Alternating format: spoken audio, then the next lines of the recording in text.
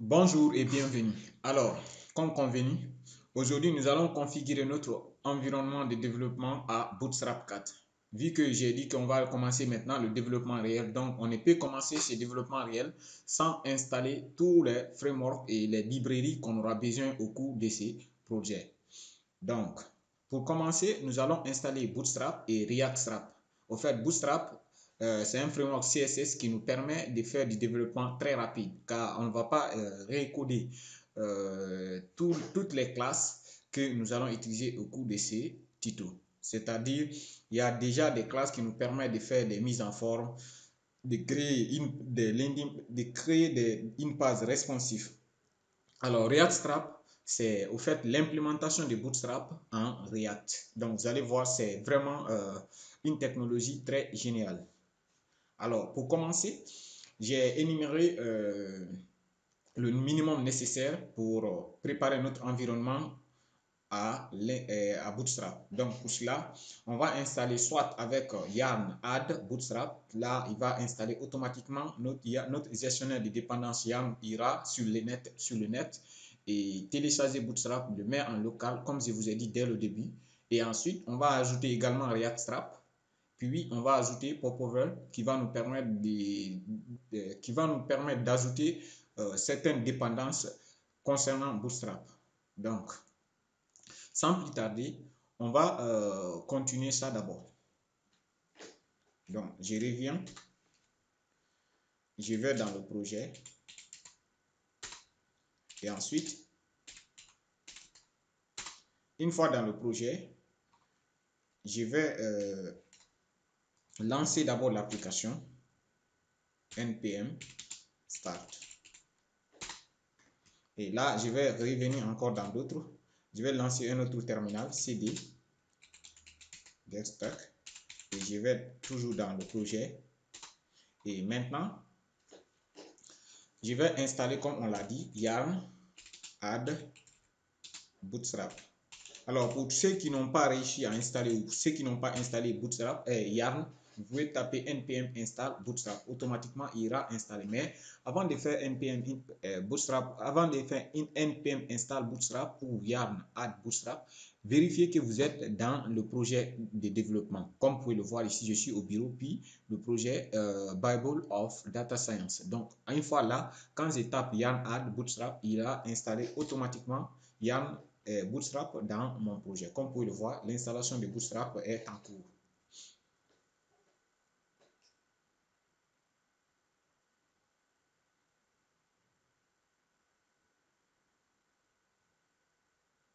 Alors, comme vous pouvez voir, il y a des warnings. Il me dit qu'il n'y a pas le popover dont j'ai cité en bas. Ensuite, un problème, yarn add popper. Donc, ici, comme vous pouvez le constater, React Popper. Donc, il nous dit qu'on ne peut pas installer. Donc, il faut simplement ajouter React Popper. Ici, pour Start, je reviens. Et avant même React Popper, je vais d'abord ajouter React Strap d'abord.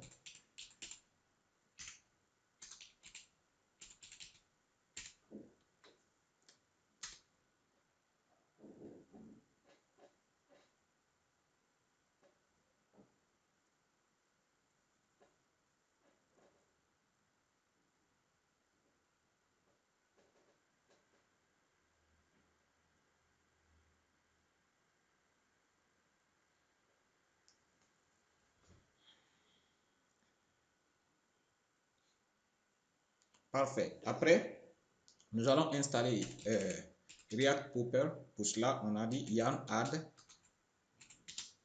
React Popper avec DP. Et comme vous le constatez, on pouvait indiquer les différentes versions, mais si vous ne mettez pas la version, là, il va installer la dernière dépendance. Sinon, si vous voulez une version spécifique, il vous suffit d'ajouter le flag arrobase et puis la version que vous voulez ajouter. Maintenant, dans notre cas, il va installer Popper 2.0.0.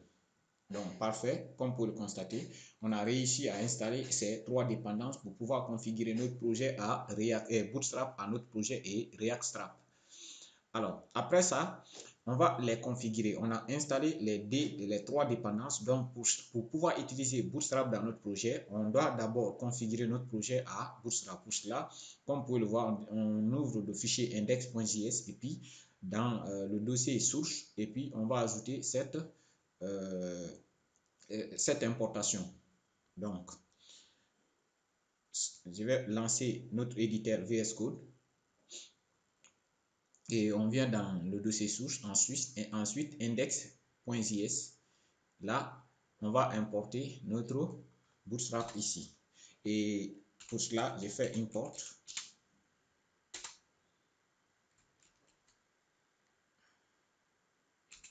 Et puis Bootstrap. Maintenant, comme vous pouvez le voir, automatiquement, on a Bootstrap. Et puis slash, on va dans disk, slash, on va dans CSS. Et puis slash. Et comme vous pouvez le voir, si vous n'arrivez pas à constater réellement, vous pouvez chercher le dossier en question même. Donc pour cela, je vais faire ça pour savoir si on doit prendre Bootstrap min.js ou pas. Donc je pouvais directement prendre ici Bootstrap.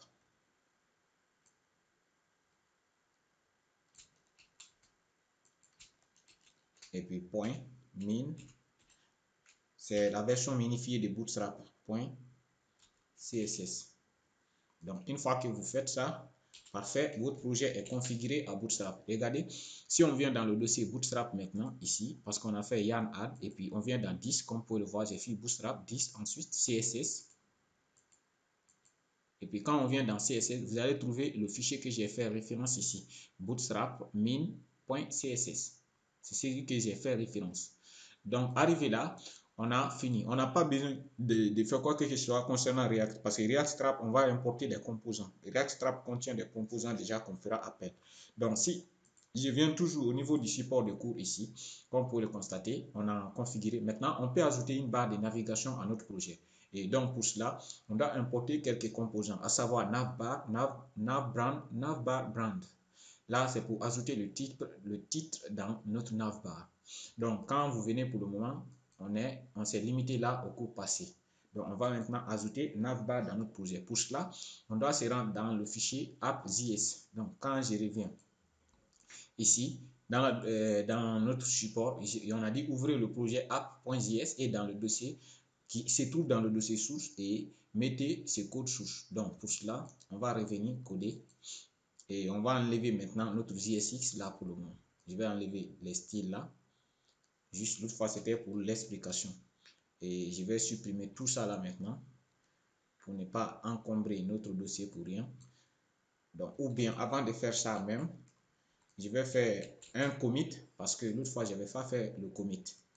Donc, pour cela, je vais me retourner dans le dossier parent, CD, je vais dans Bible of Data Science et puis je fais git add. Je fais un git status et ensuite je vais faire un commit. Et puis je vais envoyer comme message de commit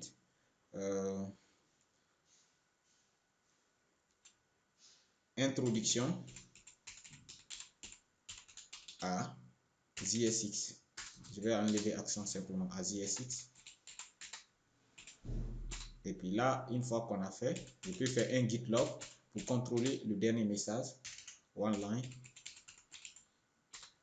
Et là, comme vous pouvez le voir, notre commit est lancé. Donc, je peux supprimer tout ça là maintenant. Et une fois qu'on a besoin de voir cette version, on peut revenir à tout moment, vu qu'on a maintenant fait un commit.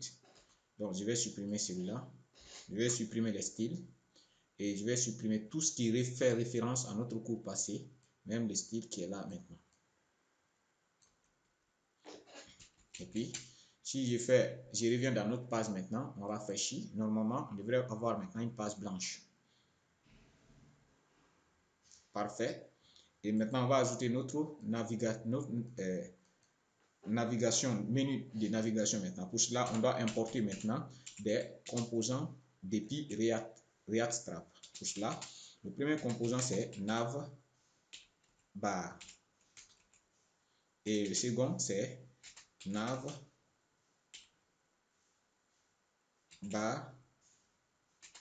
brand.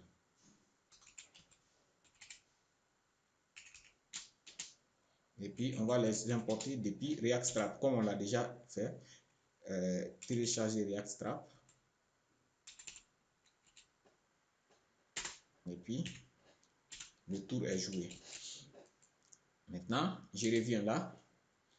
On a donné une classe. Et je vais ajouter maintenant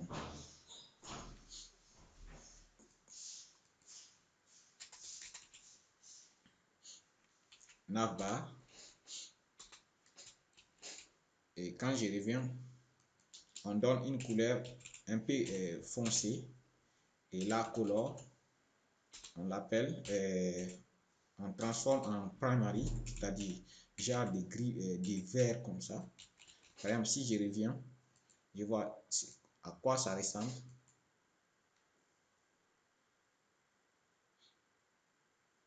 Alors, comme vous pouvez le voir maintenant, ça est là. Maintenant, on va ajouter maintenant notre navbar brand qu'on vient d'ajouter ici. Et pour cela, je vais ajouter un div ici. Et ces div, je vais ajouter une classe.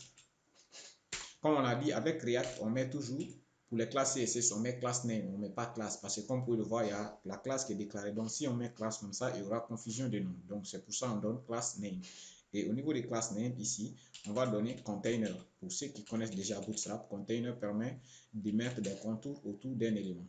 Et ensuite, une fois qu'on a mis container, on doit mettre un autre div. Et dans ce div, on met maintenant row, la classe row ou une ligne. Et ensuite, après la ligne, à l'intérieur de la ligne maintenant, on met maintenant navbar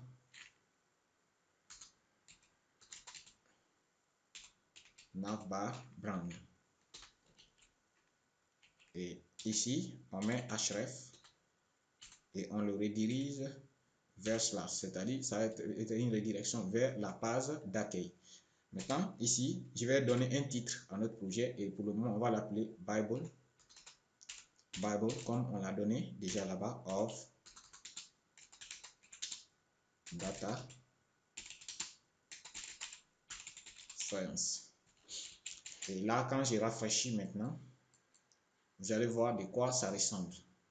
Alors, comme pour le voir, maintenant, ce qui veut dire que Bootstrap est bel et bien introduit dans notre page. Donc, on va faire un récapitulatif de ce qu'on a fait aujourd'hui. Aujourd'hui, on a configuré notre projet à Bootstrap, comme vous pouvez le voir, et toutes les classes Bootstrap qu'on a utilisées marchent à merveille. Donc, on a commencé par d'abord installer Bootstrap. D'abord, pour cela, on a eu besoin de 3 dépendances, savoir la dépendance Bootstrap et la dépendance React qui est l'implémentation de Bootstrap dans React. Ensuite, on a installé React Popper qui nous permet d'ajouter certaines dépendances dont React a besoin. Après l'installation, on a essayé de configurer Bootstrap à notre projet. On n'a pas eu besoin d'installer et de configurer React maintenant. Parce qu'une fois qu'on a installé, comme vous allez voir, on fait importation des composants depuis React et on les utilise dans le projet. C'est pour ça qu'on n'a pas configuré React mais plutôt on a configuré simplement Bootstrap parce qu'on peut faire du développement avec Bootstrap pur ou on peut utiliser React comme vous allez voir ici. Donc ici, pour cela, qu'est-ce qu'on a fait? On est parti dans le fichier index.js qui se trouve dans le dossier source. On a ajouté l'importation de Bootstrap depuis notre module. Et après avoir ajouté notre module, on a essayé d'ajouter maintenant une barre de navigation dans notre page. Et ceci a donné ces rendus. Donc, arrivé là, notre projet est maintenant bien prêt pour le développement. Et le cours prochain, on va entamer des components. Mais avant de fermer ce cours, on va d'abord committer, c'est-à-dire on va envoyer ça sur GitHub. Pour cela, je vais ajouter un index au niveau des dernières modifications. Pour cela, je vais faire d'abord git status pour voir s'il y a des modifications, bien sûr. Maintenant, je fais git add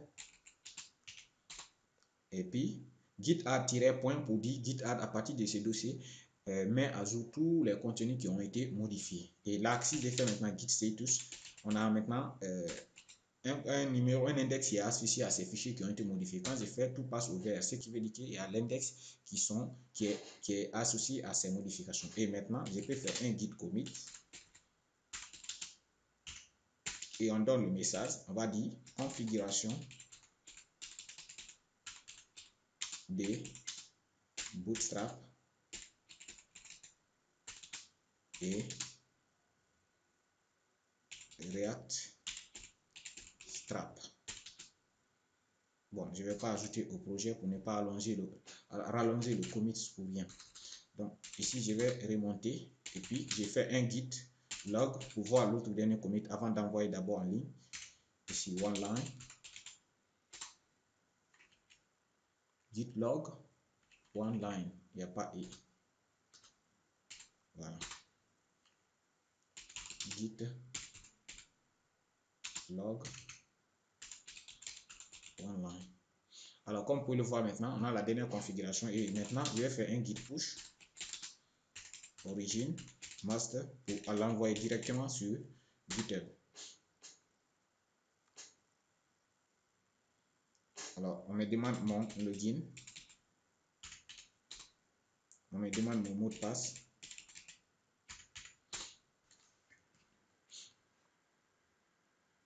Alors, maintenant, les modifications sont envoyées maintenant sur GitHub. Si je viens sur GitHub, vous verrez directement nos 2 dernières modifications qu'on vient d'ajouter sur le projet. Et là, je viens au niveau des repositories et je viens dans notre dossier Data Science. Comme pour le constater, maintenant, on a 5 commits et dernier commit, il y a 1 minute. Et comme vous pouvez voir, configuration de React Strap. Donc, arrivé là, je vous remercie pour votre attention et le cours prochain, on va maintenant entamer les components et on va faire notre première page.